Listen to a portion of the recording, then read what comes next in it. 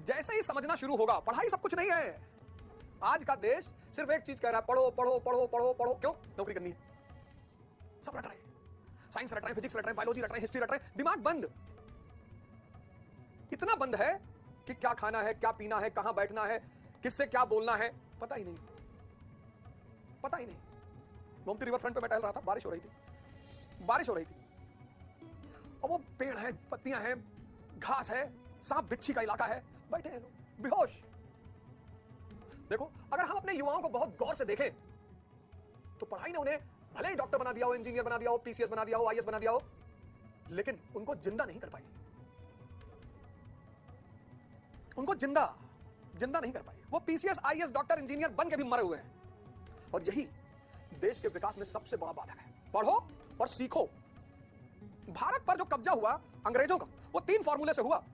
Formula सेना थोड़ी, इसको तुमने कई बार पढ़ा होगा। फॉर्मूला, लड़ाइयां तो सेना के बीच में होती है ना।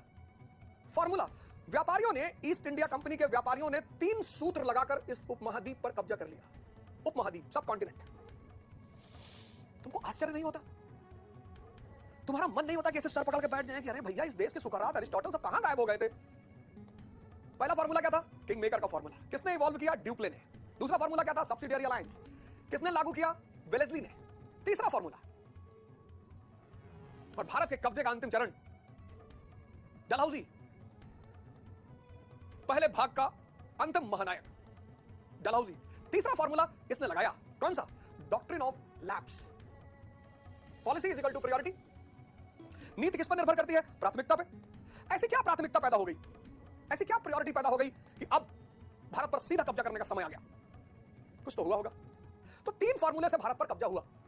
पहला फॉर्मूला किंग मेकर, दूसरा फॉर्मूला सब्सिडियरी अलायंस, सहायक संधि, और तीसरा फॉर्मूला डॉक्ट्रिन ऑफ लैप्स।